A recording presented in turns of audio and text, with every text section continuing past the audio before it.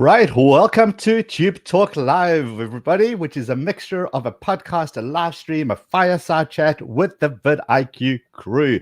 Thanks for hanging out here. Each time we do this, we choose a specific topic, some issue that's coming up, some burning question that you guys have been asking, and we dive deep into this. So joining me today is the vidIQ crew. We have resident YouTube creator Rob Wilson and our gaming master Dan Carlson. Let's do that again. And our gaming master Dan Carlson. Hello guys, thank you for joining us on another live stream.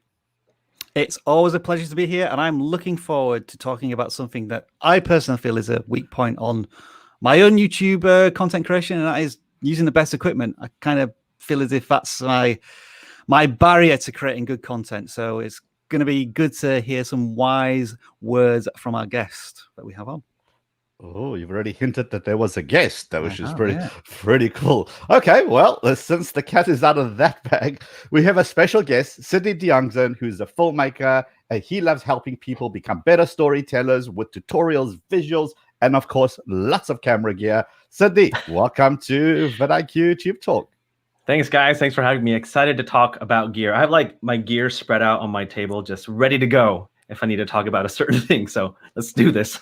You'll be pulling all of those out readily to show everyone what we're talking about. Gear is a weakness that I think a lot of us self-admittedly do have. We do have an issue. We don't know what to get. We think that we have to get the best of the best and spend thousands and thousands, but that isn't true. And in fact, if you're a part of the vidIQ user base, you know we have an academy. And Sydney has done 2 courses for us already. One is called The Equipment to Get You Started, and the other one is How to Shoot YouTube 101, which is actually free. So if you're here on the stream, have a look in the description below here somewhere. All of us point madly down the description. And if you're listening to us on the podcast, it will be in the show notes. So definitely go and check it out. YouTube 101, the right gear to use to level up your game. So, gents, today is talking about gear, the hardware, the stuff that we need. Let's start off with everyone telling us, Rob, let's start with you. What do you use to shoot your YouTube videos on vidIQ's channel? So primarily I use a Panasonic G7 with the kit lens, so nothing too spectacular there. I use I've got it with me now, so I'm just going to read it out here. A Rode VideoMic NTG microphone, which is usually just dangled just out of shot to get the best audio quality. Or what I'm using here, I mean, a staple of many YouTube creators, the blue / this is actually a black Yeti, but it's a blue Yeti model. All right. Dan, what are you coming to us live on? Well, I'm using a Canon 90D with also a kit lens, so nothing too special there. Lens-wise, the camera's really nice. And then this microphone is an AT2020 condenser mic. They make a USB version. I have the XLR version and a little soundboard. And then I have my Elgato key lights surrounding me. So yeah, it's pretty nice. I can turn them off and on with my Stream Deck. And I recently put some Philips Hue behind me, so I got a little bit of control there behind there as well. So I have some fun with it. Look at you playing with all your gear. I was going to say that's really good for an audio podcast there, Dan. Thanks for yeah. Well, we have to cross promote. Right. You can all just imagine beautiful lightning going off. And then Sydney, what are you coming to us on? So the camera that I'm using is my go-to camera, which is the Sony a7 III. And the lens that I'm using is the Sony 16-35 G Master lens. That's like my vlog lens. That's like my everything lens. And the mic that I'm using and you're currently hearing is the ever so popular Rode VideoMic Pro Plus. I've attached a magic arm on the hot shoe of my camera to attach to my microphone to act as a mini boom. It's kind of hard to see, obviously, but you know, it's my way of bringing the microphone closer to my mouth as I'm talking and speaking and stuff like that. The audio should sound a lot clearer than the microphone being shoved all the way back there. And the light that's lighting up this entire set is my 120D, my Aperture 120D with the Aperture lantern. And what I like about this setup is that I get to use these remotes. So I have a remote to trigger the record function of my camera and a remote to change the intensity of my light if I need to. And so I sit here, I have my talking points on my iPad, and just makes it super easy for me to like do my stuff while using remotes. So that's my setup. I would just like to add as well, I know people obviously use Bluetooth a lot for mobile phones for shooting, but I highly recommend having a remote for your DSLR as well for that. Really good for framing a shot, and then sometimes you can't actually reach the record button and like focus at the same time, so you got to like stand like a couple of meters away. These really do come in handy, so I recommend that as well. All right, so we've got a lot of different types of gear from across the board, lots of expensive stuff, sounds expensive, most of it means nothing to me. I know nothing about these things, but I think that we got to get the right gear for you and your budget. I mean, for me personally, whenever I do my videos for my channel or whenever I'm on the road, I use the Canon M50. It's a nice all-rounder, does a pretty good job, very happy with it. I don't shoot in 4K. It does have that facility if I want to, but I'm pretty okay with that. And then the kind of little Go Rode Micro, Go Video Micro, whatever that's called these days. The one that sits on top of your camera. So my point is, I don't know much about this, which is why I like to kind of dissect this and really dive a little bit further in here. And I think one of the places, because you guys have all mentioned audio, I'm using the Shure SM7B. Love this microphone. I think that's great. Sydney, you kind of mentioned a boom and a magic arm, and it was, hocus pocus. What? Okay, to give us what do I need? What's a directional mic? What's going to really help me start and just get that better audio? So yeah, so a lot of people, well, they can use the internal mic inside their own cameras, and that may be fine, but it's not going to sound very good, definitely compared to a shotgun mic. So a shotgun mic, an external shotgun mic is like this little, I'll show you one right now. This one is the DD D4 Duo, and it's a tiny shotgun mic, very equivalent to the Rode Micro. And this is a shotgun mic because it's shooting out, right? It's like almost like a gun in a way, where it's capturing audio in this direction. And so what makes this mic really good is if you're vlogging, it's pointed at your mouth, right? So you're going to get clear audio versus having the internal mic of the camera, which is omnidirectional, meaning that it captures audio from all around. It gets okay audio, but you're going to hear your voice, but you're going to hear sounds from the background to the sides. And that's why, like, if you can, like, try not to vlog or film yourself using the internal mic of your camera. Like, if you have to, you have to, but if you can, I would highly suggest getting a shotgun mic. And they're pretty affordable. Like, this one is only $79 US. And the special thing about this particular microphone is there are two capsules, and there's a switch on the top of this microphone. So you can either capture audio from the front, or if you are holding the camera and you're showcasing like your studio, or you want to show your audience your perspective, you can flip the switch to the back, and now you can capture audio not only from the front, but from the rear. And then when you bring your video into post, you'll see two channels, one being the front audio and one being the rear audio captured from the different mics. And so, yeah, so I love my Rode VideoMic Pro Plus. I've had it for years. It's a sturdy, solid, very reliable microphone, but there are a lot more affordable mics out these days with a lot more features, and the DD D4 Duo is definitely one of those mics that I would highly recommend. Sydney, I would like to ask a question here. Would it be fair to say that the first upgrade you should think about, if all things are equal on your current recording equipment, should you upgrade the camera first, the audio first, the lighting first? Where would you go? And I'm hoping you're going to give me the answer I'm expecting. So everyone has a camera, because your phone is a camera. Your very first upgrade would absolutely be audio, for sure. Because if your video quality is okay, but your audio is sounds good, like, it's gonna make people think that that video is professional, because people can forgive bad visuals, but they can't really forgive bad audio. Like, if they hear muffledness, if they hear that your voice is far away, like, they're gonna know like it's not a very good video. But perception-wise, if the audio just sounds really good, then they can forgive visuals coming from a phone. And by the way, visuals coming from phone are really good these days, so it doesn't really matter. But if you had to upgrade just one item, you got to get a mic. Just a microphone specialized for a phone or a lapel. Like, just get a mic. You have to get a mic. Yeah, I must say that the one of the biggest changes I've noticed in my channels for sure, but in a lot of people that we work with, when they make that switch, it just levels up their audio, levels up the entire game.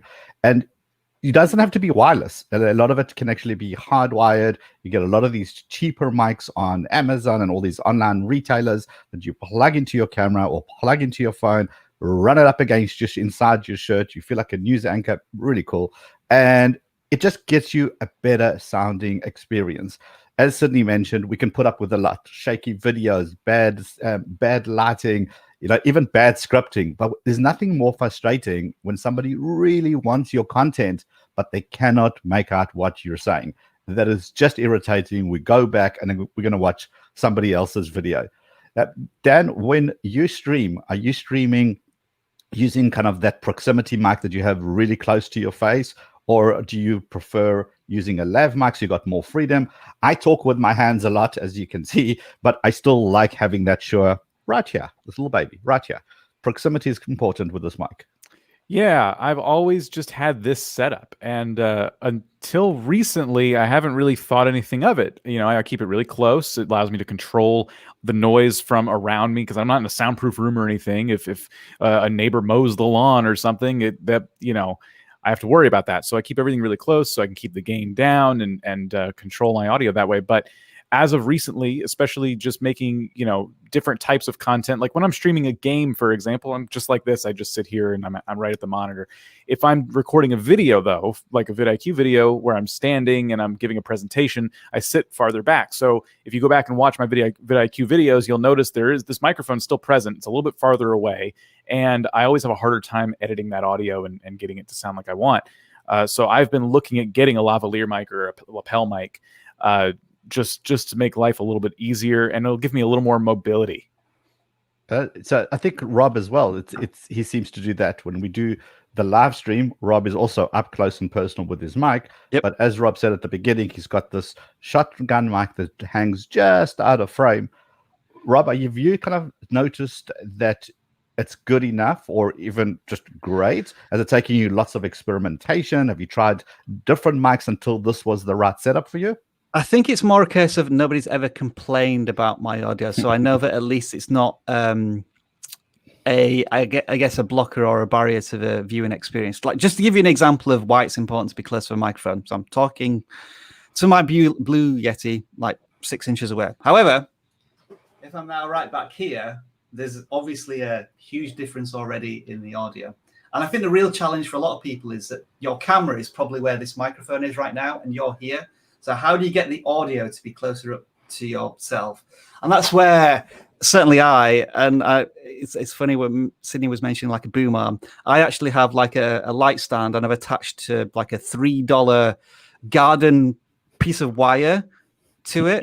And then I hold the microphone like literally it's there. It's just, sometimes, like if you look really closely on some of my videos, you might just see the microphone just there at the top, and I have to crop it out.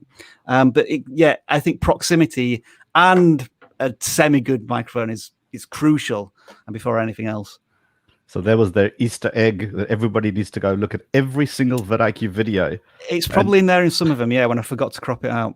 Do a screenshot and then tweet us, and you could stand a chance of being on next week's audit channel. Sure, thanks, Leron. Yeah, all right, we'll do that. Go ahead. Go look through hundreds of videos. You'll be fine. That's perfect. All right, so we got the audio down. So Sydney, to throw it back to you, you already touched about the fact that your mobile has a great camera. And the one thing that's missing is the audio. And we know that you can use something like a on-the-go dongle to connect to a mic. You can use a headphone jack if you still have one of those. You can use Bluetooth headsets to get you that audio as well. Are we there saying that audio we can take care of, but is the camera good enough for what we needed to do? I mean, yes. And ways around it. I mean, you can get apps that'll make your video look more cinematic, like Filmic Pro, which is free. There's an upgraded version if you want to pay for that to get more features. But that enables 24 frames per second recording. That enables slow motion recording. But even with a lot of phones these days, the newer ones, like they enable 24p recording, and even some Android phones as well. It's totally doable. Or you can just film normally like 30 frames per second, bring it into your timeline, and then just change it to 24 frames per second. Like that's not there's ways around it, is basically what I'm trying to say. But as far as quality goes, like, yeah, absolutely. It's good enough, especially if you are just starting. Like, starting a YouTube channel is hard. And I think the mistake that a lot of people have is trying to pay for the most expensive, the latest and greatest to get a good camera, good mic, tripod, lights, and all this stuff. But then you have no experience filming a video. It's like you have to start small and do it with a piece of gear that's familiar to you, nothing that's too intimidating. And so I think that's the mistake a lot of newer YouTubers make, is that they just spend way too much time researching the gear, trying to figure this out. And after weeks and weeks of like researching the stuff, like they're missing out on time where they could have made videos already. Because, when you do make a YouTube video, or when you start a YouTube channel, like your first 10 videos are going to be bad. So you may as well just film it with your iPhone. You know what I mean? Just get it over with. I like that. Experiment with the stuff that you have. Just by spending lots and lots of money and dropping it on the latest gear doesn't mean you're automatically guaranteed to get a better quality video. It just, it just doesn't work that way. I would much rather see a video shot on a phone, but I really am engaged with the content. I'm really loving what the creator is saying. I don't care too much what he shot it on. It's more of the content. And channels like Mr. Beast, we all know, started his channel on his iPhone and only recently upgraded to lots of cameras. So you have a camera in your phone. It's available right now. There's nothing stopping you. But what I've also seen people do is they go out and they buy like these kind of things, like the action cams. So this is the DJI Action, and obviously the GoPros are very, very popular. Have you guys ever used these for your videos, for your online stuff? Yeah, for specialty scenes, like if I'm doing something, actiony, I actually use the Insta360 1R. This is a really cool modular action camera because you can take out the action cam and instead put a 360 camera. And so the actual brain of the camera is right here, and you can just switch out the different cameras if you want to. But this is good for like specialty things, like if I wanted to grab a wide shot inside my car, if I'm driving somewhere like on a road trip, or if I'm biking somewhere, just just kind of those things that require a smaller camera, because I wouldn't want to do that with my bigger camera. And so these cameras are great just because like they're small, they're lightweight. You can just toss them around. You don't have to worry about it being destroyed. But I mainly use it just for like those specialty scenes. Okay. And you mentioned a whole bunch of things like 24 frames per second, 30 frames per second. A big question we always get is 4K versus 1080p, HD. I always have this conversation with like Leela when we were in wherever it was, Northern Ireland, and we were talking about I never shoot in 4K. I only shoot in 1080p. We know that YouTube is mainly watched on their phone at 720p. Why should I spend all that time, effort, upgrading huge files? Is HD good enough, or should you go to 4K? Rob and Dan, I suppose, are we seeing anything from the data side that maybe says, hey, 4K always gets suggested more than HD videos? I think there was a potential myth a couple of years back that if you did record in 4K, purely by the fact that you had that symbol next to your video, that might be a positive signal to YouTube and it'll promote the content more. But I've never seen any hard evidence that somebody shooting in 4K gets more views. Having said that, if you take maybe Sydney as an example, his channel is a film education channel and like really cool stuff with filmography. So I think there would be a certain expectation from the audience that his content may be shot in 4K in a similar way that we put certain thumbnails from certain creators on a pedestal as well. You would expect a design artist or somebody who's shooting really spectacular content to have these really visually striking thumbnails. You'd kind of assume that the audience would want the same thing from high quality video content. Whereas I think for like vidIQ, for example, people probably accept 1080p. They might like it in 4K, but they're probably not thinking about that when they want to know how to increase CPM, for example. So Dan, we just recently started a Twitch channel. And by we, I mean you and Rob, because my invite clearly still hasn't been sent. But that's okay. I haven't gotten that. we don't play Pong, Leon. Okay. In which case, I'm out. So on the Twitch stream, there was the whole conversation that was happening at one stage that if you get a certain number of viewers, it unlocks better quality. Talk us through that. Yeah, Twitch has a really interesting thing where if you're new, you don't get as much bandwidth. So it's just their way because their content is 100% live stream content over there. So you have to unlock that after you get X amount of viewers. So if I set my stream, which is what happened on our first vidIQ Twitch stream, I sent it at 1080, and we got a lot of complaints, especially early in the day before a lot of people got there. It keeps freezing, it keeps buffering, I can't fix it, I don't know what to do. And I realized that some of them had the option to change it. They're like, just change it to like 720 or lower, it'll be fine. And other people were like, I can't. Well, I should have probably started streaming at 720 because I knew the channel was too new to get that kind of bandwidth. Before we get away from the topic too much, I do want to talk about 4K a little bit. I wanted to say it's a little bit for me a matter of preference because I actually shoot everything in 4K, but produce the video in 1080. And the reason I do that is so I can punch in and out on my face while I'm talking without losing any quality. If I shoot it in 4K, I'm going to have a lot of pixels to work with. Okay, so the big reason of going 4K is that it allows you more flexibility in post, essentially, is what I'm hearing you saying. Right. Okay, and so just very quickly, without diving too much into it, 24 frames per second, 30 frames per second, 60, 120. What? Unpack that for us. So the frame rates it just renders motion blur. So 24 frames per second is that cinematic look. 30 frames per second is that home video look. And then anything above that is considered slow motion, which you can slow down to either 24 or 30 frames a second. Doesn't matter. A lot of big content creators shooting 30 frames per second. For example, MKBHD, 30 frames a second. One best, right? So it doesn't, whether you shoot 24 or 30 or whatever, that doesn't really matter because it's just, there's numbers, right? So it's just, again, just all preference. So if you want to shoot something more cinematic, then, go for 24. If you're fine with 30, hey, if that makes you happy, great. So it doesn't matter. Okay, that makes sense. So, the reason we're talking about gear is obviously because it's important for us to be able to level up the quality of our videos. Better the quality, the more engaged our audience becomes, they understand that we're taking our channels seriously. And we've noticed time and time again, when our creators that are out there really show that commitment to their audience, it does translate. And the audience does reward you with more views, does reward you with more subscribers. So it's important to understand the fundamentals. We are on a video platform. We have to understand how audio works. We have to understand how video works. And next, we're going to understand how lights work. This is the one element that is driving me insane. There's a key light, the front light, the top light. Rob, what's your setup as far as lights is concerned right now? What's on you as we speak here at the moment? And don't point because the audio people are going to get confused.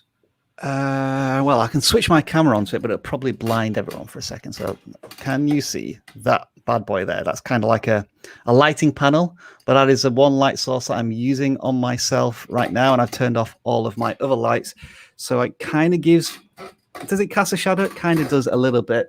For my main videos, and this actually came from Sydney's course. So that's why you should watch the course. Spare me 1 second here. I use this tiny little aperture light. This is it. It's like this smaller than a mobile phone, and I just use one of these on my shots, and it is incredible how bright it is. Again, not very good for audio podcast, but look at the amount of light that's shining on you. It's incredible. So that's my basic setup.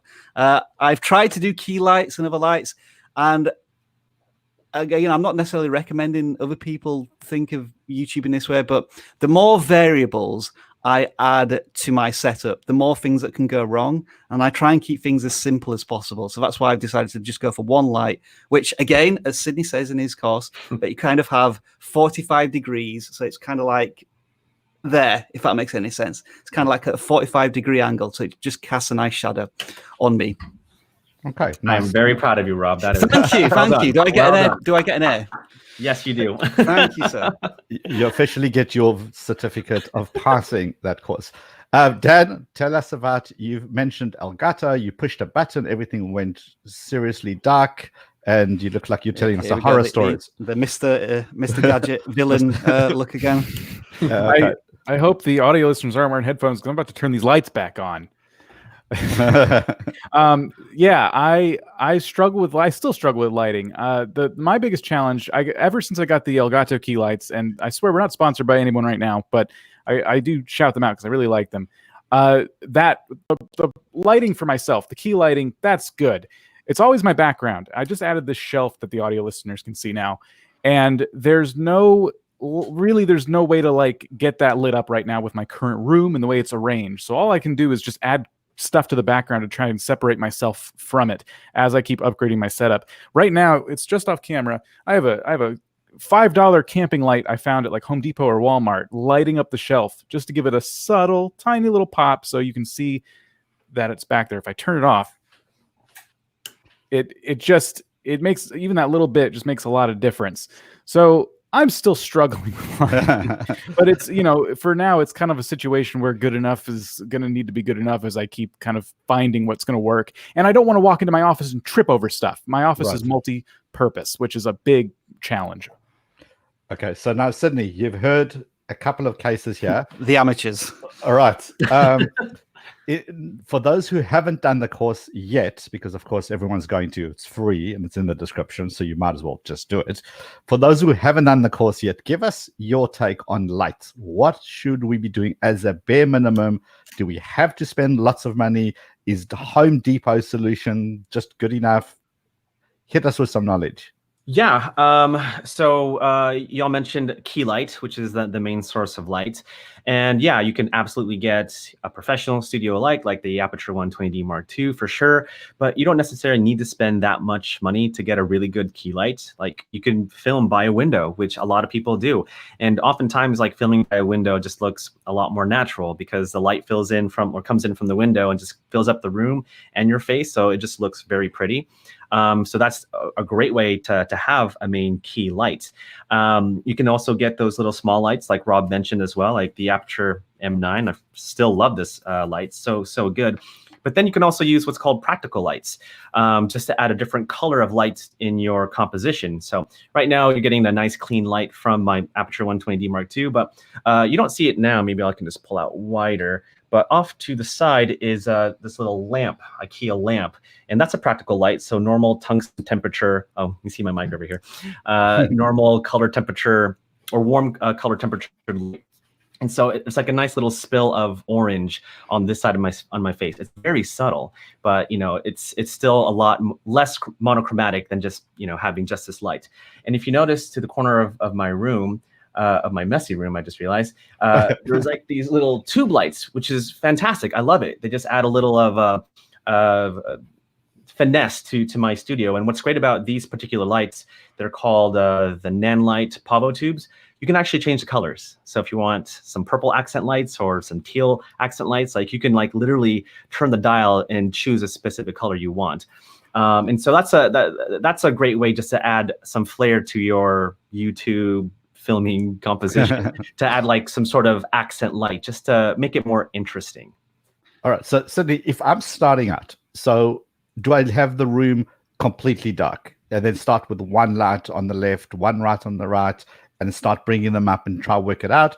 How do I practically do this? Because we know the theory now. Walk me through, if you were helping me set up my studio, how would I do this? Yeah, so a couple of things before that. I mean, yes, experiment, and that might probably be the hardest part when trying to figure out your lighting space. But you also want to pick a space where the background isn't too distracting. Like in my little office here, I still think it's fairly distracting. There's a lot of things going around, and I probably could choose a better paint color. And in fact, I could choose a better paint color that complements my skin. So if I had like maybe a darker colored wall, like that would make my skin pop out, thus drawing people's eyes towards the center of the frame, and people will be drawn more as they watch the video. If I had like a tan colored wall, then it just wouldn't look good. I would just blend in. And so it's one of those things where you just kind of have to go around your house or your room and try to figure out which side is going to complement me better. And the other thing too is like what you wear matters. Like this probably isn't the best shirt to wear, now that I realize. Like black would look good, blue would look really good, maroon would look really good, especially for my skin tone. And so it's just like any like photo shoot or video shoot. You want to make sure that you wear things or you are surrounded by things that's going to complement your skin and eyes. And so one suggestion I would always tell people is like, just wear something that will bring out your eyes. And then usually that'll make them think like, okay, I could wear this, I could wear that. I would definitely avoid stripes. I'd avoid patterns if possible. It just looks weird for some reason. And reds, I don't know why. But yeah, you want to, I think before even all the lighting, you just want to make sure you just find the right space to film. That makes sense. I would also add, and it's interesting that both Sydney and I have just been moving our cameras around, that it's often the case that there is total chaos in the setup just out of shot, where so like there's microphones dangling from somewhere, you got loads of stuff piled up in one of the corners, but as long as the viewer can't see it in this, you know, the frame that you have, then you can get away with it. And also, Sydney, just to go back to something really basic, like let's say you can't use natural sunlight because it's dark, you know, you're filming at 10 o'clock at night. Some people often make the mistake of just trying to use the lights from like a lamp or the ceiling, and the color temperature can be really important, can't it? Whereby most lights in your house probably have a softer and warmer color that bring out yellows and oranges, and unless you're going for that intentional shot, it probably just looks like a little grainy. So using lights that have a higher color temperature is what we call them cooler lights, don't we? And you can buy them I think, is it CFL lights, which are the higher color temperature ones of like 5,500 Kelvin. And you can get them for like $5 or $10 down at the local Walmart or Amazon. Yeah, you can absolutely get those as well. You want to go for 5,500 color temperature. I know there were cooler ones like 6,500. Yeah. So if you can stay around that, like the 5,500 area, then you're in good shape. Cool. So not less yellow, more white, essentially. Yeah, and again, like what Rob said, like if it's your choice to have a warmer look, then that's totally cool. And I know sometimes there are, people that just maybe can't or don't have a Walmart or just, can't get those lights. All they have is just a standard lamp, and they want to start making a video now. If you can, I mean, if there's one purchase that you could get to help with that, it's actually this guy. This is a color checker, and these are all the accurate colors, the right colors in the just to make sure that you get like the reds are reds, the greens are greens, yellows are yellows, the whites, grays, like they're just the right ones. And then as you get more into video, you're going to discover a thing called white balance. And so if you are using a warm light bulb, well, you could easily fix that by holding this for a couple seconds. And then in post, you can just click on the white balance button, and then that should theoretically balance the whole lighting in your frame. Okay, some nice tips over there. Is this something that's purchasable, I'm assuming, from a camera shop, or is this something that's printable off the internet? Yeah. So a cool little hack, if you want to, you can actually go to like the B&H store. You can actually click on it, and if you want, you can actually enlarge it, and you could just print it off if you just want to give it a shot. It may not be like the most accurate, but that's definitely a way to hold up a piece of paper with a color checker. And I'm sure there are some on the internet as well. So yeah, absolutely look for it on the internet first. I think we're going into a whole new side discussion of here of what printer ink do you want to make sure that you get the most accurate colors.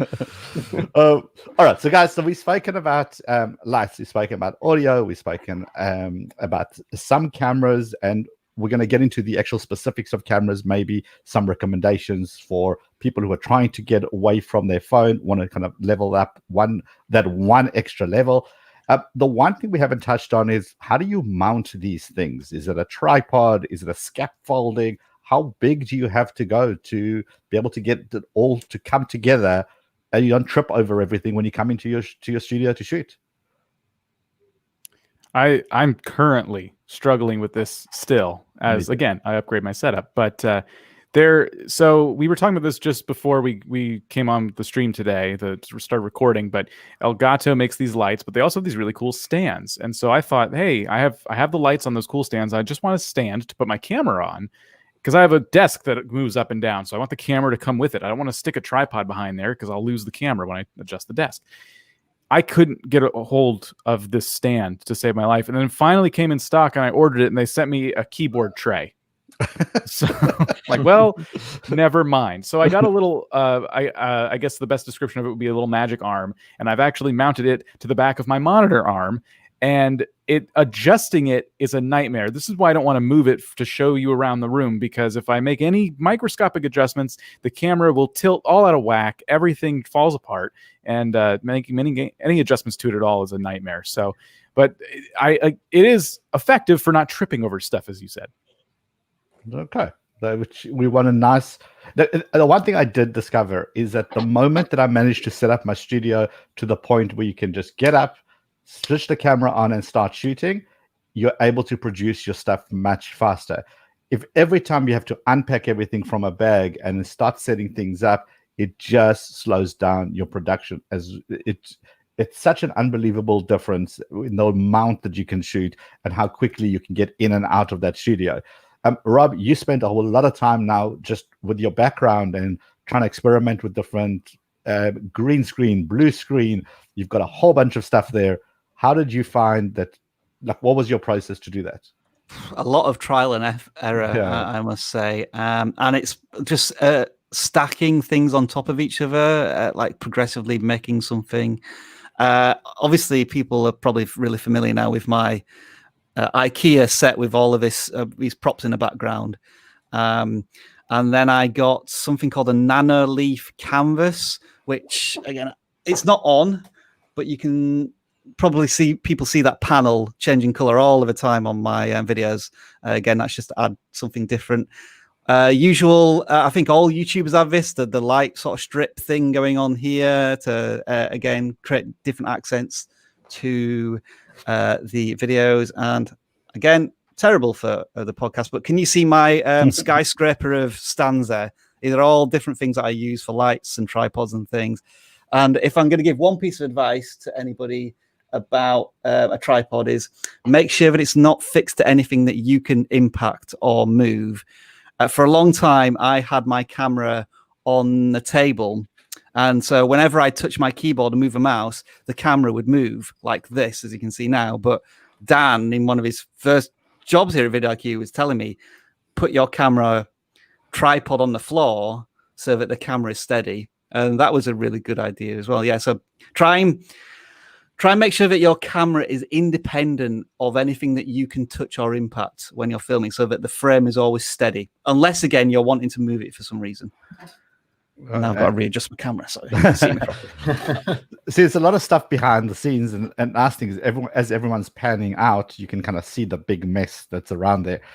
Sydney, you just did a video recently about using not a roller, what do you call it? A slider. That's the word I was looking for. A slider, showing how it actually adds lots and lots of visual impact to your videos. Any other tips besides the slider? Like, would you have a favorite go-to product that you go, what's a C-stand? I've heard you mention that a lot as well. What are some of those things we should be looking out for? So yeah, slider. I have just I put on my that's actually one of my favorite cameras. We'll talk about that later. But I put this camera, which is the Sony ZV on it, just in the background if I'm filming with my main camera, and as I cut to my B cam, slider cam, if you will. And what that does is that it does slide the camera left and right, and it just, that slight movement just kind of just adds another level of just adds to your production value of your videos. I mean, there are hacks to do it where you can literally, you know, scale in on your B cam and then just slowly move it just to that's what I do. That's my cheat. Yeah. If it works, it works, you know what I mean? But yeah, I mean, when it comes to film production, like, it's all about the grip tools, things like C-stands, gaff tape. Like, if you have to get something, gaff tape fixes a lot of things. Like, it can hold it can hold your mics, it can hold your lights together if like something breaks. Like, I've literally had to fix a boom arm with gaff tape. I had to hold up a mic using gaff tape by like just getting this piece of gaffer tape, just making a huge loop, holding the microphone to a ceiling, and it's really sticky, and that acts as a as a boom stand. But yeah, getting these kind of things, getting a multi-tool. I think I have one over here. If on any set, and this is what I learned in film school, like you got to have a multi-tool. You got to have something that's going to fix anything at any given moment. Because when you're dealing with video production, like things are gonna go bad. Every time I press the record button, like something bad's gonna happen like within 10 minutes. And so it's just true. And so just have something practical like a multi-tool, which has a screwdriver, has pliers, and just people know what it is. Just having it handy nearby is just so crucial for any video production. But yeah, C-stands are great. Absolutely love it. Recently, I've been using a rolling stand by a company called Impact, and basically, and it's on my light right now, and it's kind of hard to show you, but basically it's a stand with wheels, and it can hold a lot of weight. But instead of me having to pick up my light and the C stand and walking it to the next room or whatever, it is so much easier just to roll it. You know what I mean? And safer, because like I'm not like, you know, gonna hit someone with the points of the stand. Like I can roll it across the floor, and it has locks on the wheels, and it supports a lot of weight, and it's fantastic. And so I'm gonna put everything on wheels now. My next build is gonna be putting my tripod on wheels. Like it. So this is all in studio. This is like when it's a fixed location, you can control everything. What happens when we're on the go? Remember the good old days when we could travel and just get out of the house? What happens in those days ever come back? What do you use? Do we need a gimbal and a stabilizer? We get that question a lot. Should I spend money on that piece of equipment? Or are we okay to just hand holding? Because a lot of our cameras have got great stabilization built in. And a lot of the, not even just the phones, a lot of the real cameras, should I say, have also got a lot of image stabilization just built in. Do I need a gimbal or not? I don't think you need a gimbal. I mean, if your profession is to shoot real estate or weddings, then yeah, maybe a gimbal is crucial to your line of work. And I got some gimbals over here, and it's great. I do use them, but at the same time, I don't like using them because I don't want to bring it. I don't want to set it up. You know, I'm too lazy. I want to film things fast. But the good thing is that a lot of cameras these days like have really good stabilization. And even if your shot isn't the best, like isn't the most stabilized, then you can stabilize it in post. Again, won't be perfect, but it'll definitely be a lot more stable than seeing all those shakes when you're holding your camera. But another thing too, like it's all in technique, right? And so a lot of mistakes that I see a lot of new video makers do is that they hold a camera like this, right? Like a point and shoot.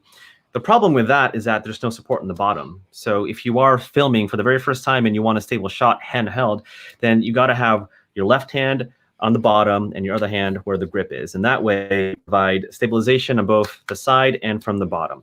And so, which is like, you know, one of those things was like, duh, yeah, that's how, of course, that's how the camera. But I've seen many people hold a camera like this because they think it's their phone, you know?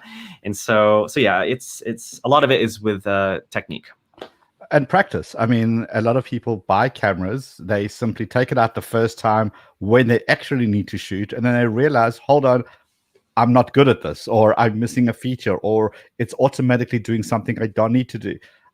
One of the biggest things Sydney told me was get something, go and walk around the house, walk around the garden, walk around your street, and just get used to every single mode and settings to make sure that it is what it's supposed to do and you know how to use it. Because by the time it comes to shooting your real video, you don't want to find out in post-production that, whoops, my audio was on mute the entire time. And now what do? You've got to redo the whole thing. Sydney, you've been holding up a camera. Is that one of the things that you would recommend for someone who wants to really get into the game but doesn't want to use their phone? They want to take it that one step further. Yeah. And so if you are more serious about video production, you're going to have to make some investments into the gear. Like that's just the truth, right? The great thing is that there are a lot more feature-rich cameras that are a lot more affordable. Like you don't have to buy a $2,000 camera anymore. Like this camera is $700, I believe. I'm sure you can find it used and get it for a lot cheaper. But this is the Sony ZV-1, and I absolutely love this camera because of how small it is. In fact, a lot of my B-roll is shot with this camera. It's not my big A7 III and my big G Master lens, which is a very expensive setup. But it's a fixed lens, so it's a lens in the camera, built in, has a flip out screen, has actually pretty good internal mics on the camera. And it's just a good camera to keep in your pocket or in a bag if you want to get nice 4K video, if you want to get nice slow motion video, if you want good photos. So I absolutely love this camera, and it's actually, I use this a lot for my top down shots. You might notice this quick release plate at the bottom of my camera. And I always put quick release plates on the bottom of my cameras because I want to quickly attach it to a tripod or to a gimbal. I put them all on my stuff. And so this is the ever so famous Joby GorillaPod. And because I have the quick release plate, I don't have to like screw in the camera manually. I can just quickly attach it. And then now I have my vlog setup. But I'm gonna pull out wider now because I want to show you something really cool. I have a shelf up here, obviously, but since I do a lot of top-down shots, I actually set up this little, there we go. I don't know if you can see it. So this is a multi-friction arm. And if I'm ever doing like product shots, I simply just put my camera there, tighten it up.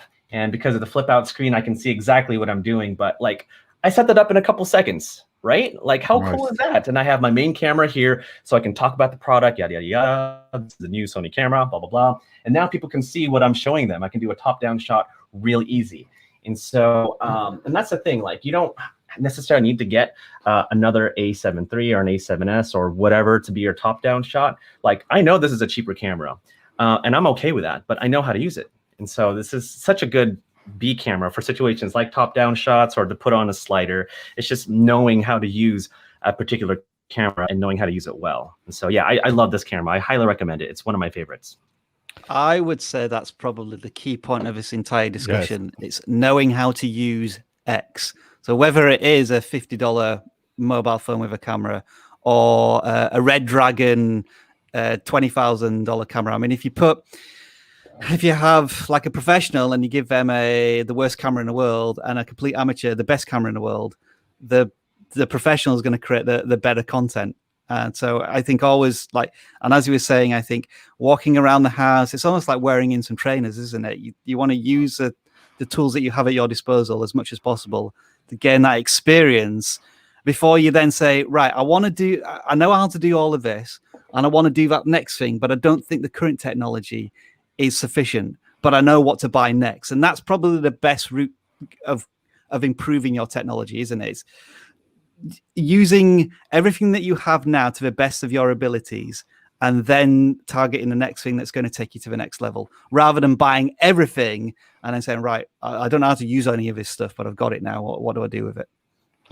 Yeah, well, and this is why Sydney has created multiple courses for us, because he's just sharing lots and lots of information. This was just a quick overview. We're just scratching the surface. But if you want that deep dive, if you want that information, go and check out Sydney's course. It is linked, is in the description, along with Sydney's channels. Go check him out as well. And if you're listening to this on the podcast, obviously all of these will be in the show notes as well. We want you guys to have this experience, have it at your fingertips, so that you can decide what is right for you. Do not make the mistake of overspending. Do not make the mistake of thinking that the better camera, the better lens, the better mics will guarantee you to get better production. It's not about that. Always remember, go back to your core, which is your content, and how can you best bring that content across. So guys, as we're wrapping up here, I think let's do some live Q&A. What do you guys think? Let's do it, yeah. Alrighty. So Dan, our producer extraordinaire, pick out if anyone has a question for any one of us or just in general, start with @vidIQ and hashtag question in the chat, and then Dan will throw up some stuff on the screen and we'll see if we can answer it. We'll just throw it all to Sydney. It's easier. And let's just really encourage people to ask us equipment questions. So yes. we're not looking for questions on how to get more subscribers. I have a copyright issue, etc., etc. We're here to talk about equipment. And you have an expert here to answer those questions. So fire them in. Take advantage of Sydney, basically, is what Rob is saying. Yeah, Because, yeah. Yes, Sydney- take advantage. Because if the people in the chat weren't done, I will. So you got 5 minutes before I start just Yeah, turning 'cause into my own Q&A with consulting, Sydney. yeah, consulting session with Sydney. That's the way I look at these things, right? This was the first one I saw, so I grabbed it as you were saying that. And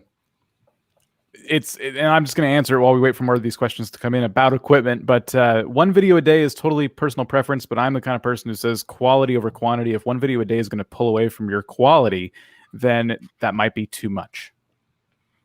Always, by the way, always. All right, I'm seeing some questions for Sydney for all of us, but with microphones and you guys have to click. I can't see. Yes, sorry, I'm trying to make sure this chat doesn't get away.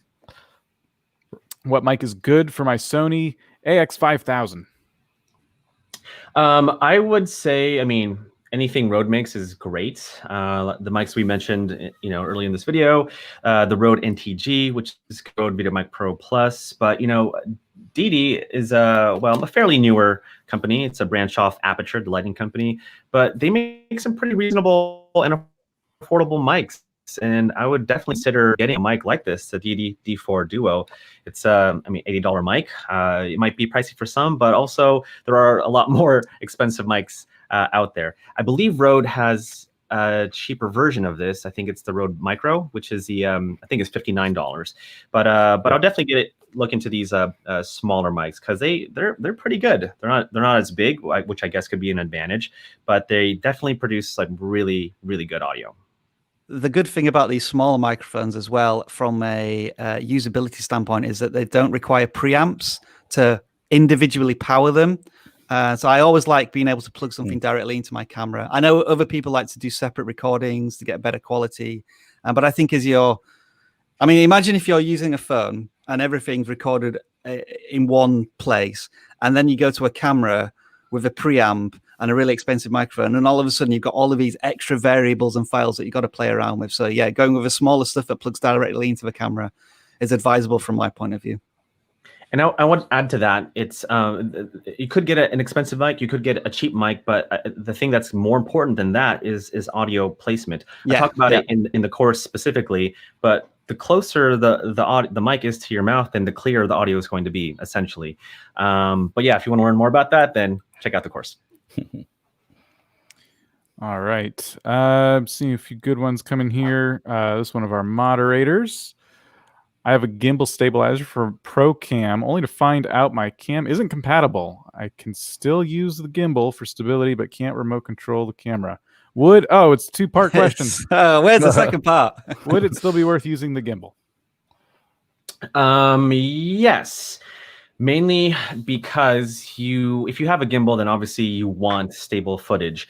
And so that should be the forefront of having a gimbal. For me, I don't really use the controls of this is the Zhiyun Crane 2S, their newest one. I don't really use the controls to turn on my camera. Like I can if I want to, but honestly, like I just want a gimbal that's just gonna give me stable footage, and I just use it for one simple thing, and it's exactly for that, just to get my smooth shots. If that's important to you, then yeah, that might be a problem. But again, the whole point of having a gimbal is to get stable footage, and so that should be the forefront if you are using a gimbal. And I mean that's a tough call because it's going to be different for everybody. But yeah, that's a tough one. We have one here. What is the best cheap camera for under 150 pounds? That would be about $250 to quickly convert that. Oh gosh, I think it would be a used Canon T3i. I think they're about $250. Sure, that was good. Yeah, I think they're about that much now. I remember using it. I thought it was great. Got me started, and so again, definitely better than your phone. Well, then again, a lot of phones these days. I was about to ask, Sydney, do you think there's actually a cut-off point where don't bother spending $250 on a dedicated camera, save it, wait until you're like at $500, continue to use what you have? Yeah, use what you have for sure. Next best thing is like if you have friends that have better gear, ask to borrow it. You can also rent it if you want to. But you have to, I think if you want to start investing in gear properly, like I would say $500 is a good mark. Yeah. Okay. You know, to get something decent, maybe a cheap camera, or at least a very good audio mic or lights or something like that. But I would say $500 is something people should consider if they want to seriously up their video production. When I think of like the first dedicated camera you may want to invest in, I'm thinking of what I've got, the Panasonic G7 or the Canon M50, which are both around about $500 if I remember rightly. Well, and don't forget refurbished and or secondhand, secondhand cameras. A lot of the times people trade them in. I had the G7X or the G5X before my M50, and the only reason I upgraded was because it didn't have external audio. So the camera was beautiful, nothing wrong with it. So sent it to B&H and just bought the next one up. So always look at the refurbished, but from a reputable dealer, obviously. I have a friend that started a vlogging channel with a GoPro and on a little, not a gimbal, but on a stick, basically. Yep. So there's a lot you can do. But phones, I started with a phone when I was doing just video content, not just gaming. We got one here. For the group, how do you back up your content? Camera, computer, hard drives, cloud storage? Carefully. So I back it up to a hard drive every month, I think. But I think I sync a Google cloud drive so that whenever I put something into my vidIQ folder, it's automatically backed up there. I use a Synology NAS drive, which is your network attached storage.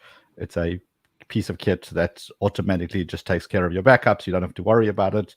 And then I sync that offsite as well if you really want to take that extra level. This is another area I need to upgrade because I'm using just an external hard drive for my backups. It goes from the card into my computer's hard drive, and I back it up onto an external, and it takes me too much time. So I really need to get an automated system. I have a NAS right over here. This is the QNAP TVS 472 or something like that. There's like 48 terabytes in this bad boy. I freaking love it. So I just back up all my projects on there. I'm not really a big fan of cloud storage just because I don't have good internet. It's not very fast. So I kind of do two things.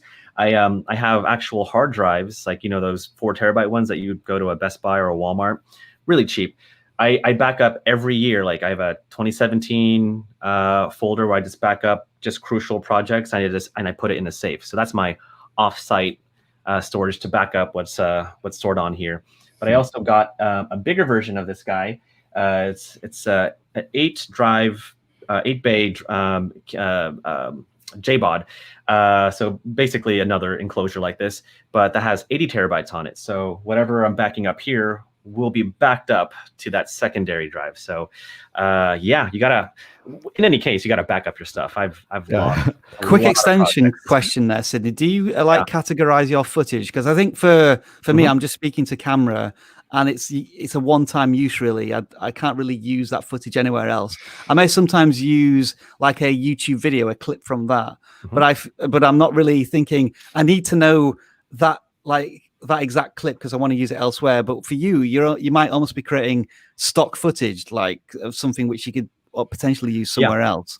Yeah, that's exactly right. So every video file has its own specific name. I just don't leave it from the camera or take it from the camera, but I always label it by date with the year first, then the month and the day, underscore what camera I shot it with, and then the original file name after that. And so every single file has its own name, because if I'm searching for something like okay, I'm looking for this file, if I don't rename it, then it's going to pull up different or the same named files, and I'm going to be confused. But if I pull up a specific video from 2017 that was shot in May 15th or whatever, I'm going to know exactly what that one video file is. And so I store everything just because I have the space, and definitely recently I've always been pulling older footage because it kind of helps me out. And you're right, it's like I'm making my own stock footage library. And that is section or modular 4 of Sydney's course, How to Shoot YouTube Video 101, which is currently free if you want to check it out. Rob, are you saying people should actually take the free course that's in the free FREE free right now? You got to be quick though, because I think it's not free for very much longer before we remove it from the description. Okay. I got a quick one here that I can hit for our gamers in the audience. What is the best game recorder for a low end PC? I can't recommend enough using OBS Studio or Streamlabs OBS, whichever you prefer, because it's free. It does a good job. It screen captures at whatever quality you need to set it at, and you get a lot of control. If if you have a lower end PC, you can control the quality it records and still get pretty decent job done there. So Dan, doesn't NVIDIA do this as well? But do you have to have an NVIDIA card to record, or is there software on?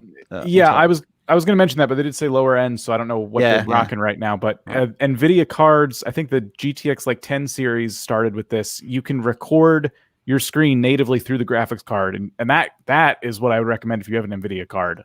If you don't, failing that, then OBS is free. Definitely don't hold your phone to the computer. I've seen that; it drives me crazy. And don't use the camera software that you have to pay for. Otherwise, it puts a watermark all over your video. That's nonsense when we have all this free stuff. Well, and Windows PC does have a gaming mode that allows you to record.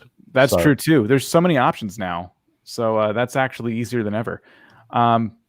So, do you color grade your videos or just use plain presets? I knew that was coming up. I don't, because I'm terrible with this type of stuff on software. I use Camtasia as well, which doesn't have any color grading.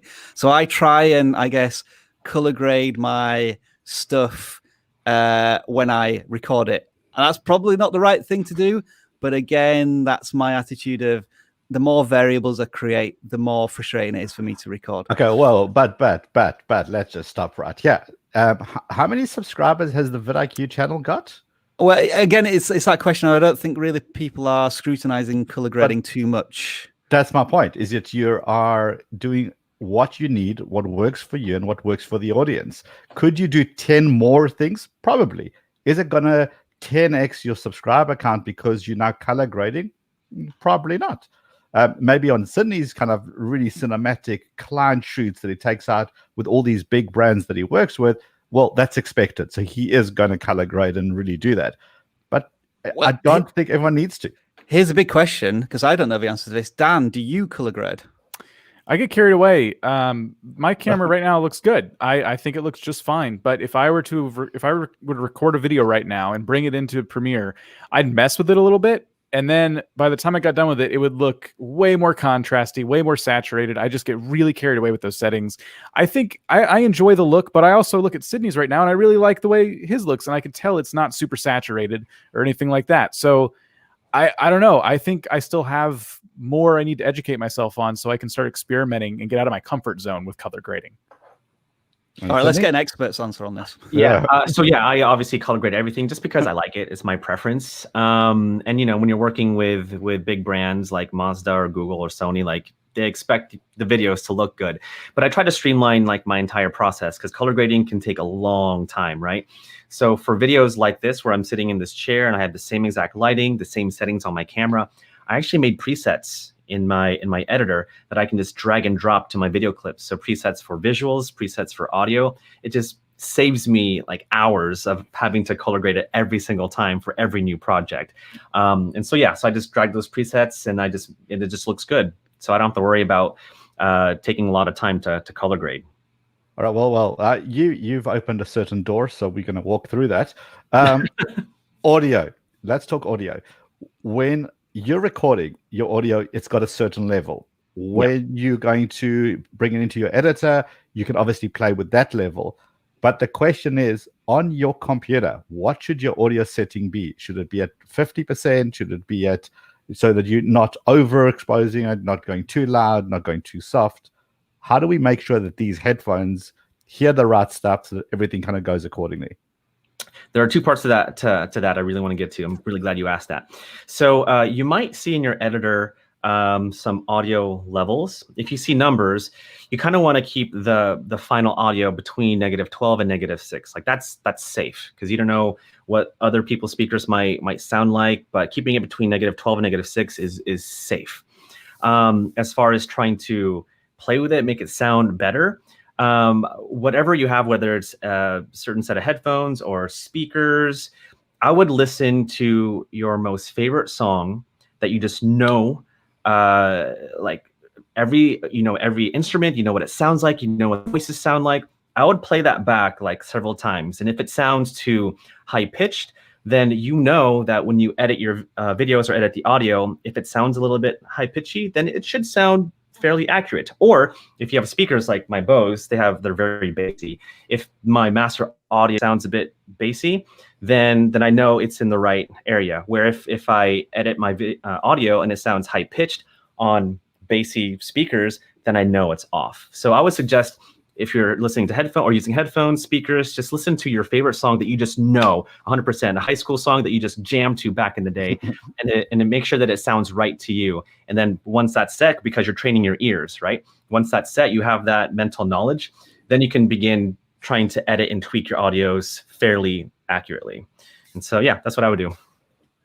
Nice. All right, one more question, Dan. Let's see. Sorry, I got really involved in that. Yeah, me too. Listening there. Throw us up, please. Let's see. We're getting a lot of YouTube-y questions. I'm trying to find the equipment-y questions. Someone referred to the presets as editing cheat codes, which I love. That's cool. What is good editing software? I use Premiere Pro. Can I answer that really quick? Same. Yep. Camtasia for me, but that's because I do a lot of screen recording. Let's see. And then is GoPro good vlog camera? We did say that. I thought it was. I think an important thing about the GoPros, just to quickly add, is that I think they have the best mics of the action cams. Would it be fair to say that? The 7 and the 8, I think, because I think I was thinking about using an action cam as a vlogging camera. And I was thinking, is the microphone going to be any good? And there are some way you kind of plug in external mics, but once you do that, the action cam almost turns into like the same size as a mobile phone or one of the vlogging cameras. So I think if you're going to go down the action cam route, it's probably the GoPros to keep that small size with fairly decent audio. But Sydney, if you have any alternatives, you said the 360 camera. That's different modules, isn't it?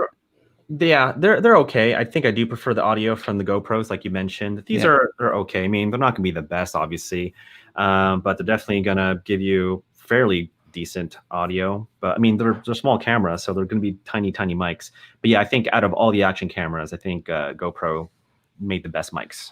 I use the DJI Action, and I did go that route where I mount my Rode mic on top of that with a little hot shoe adapter. And I think sticking that on the switch pod, I think that just does the trick. Nice and light, stick it in the bag and it works great. Good stabilization as well, which is what I was looking for. Yeah.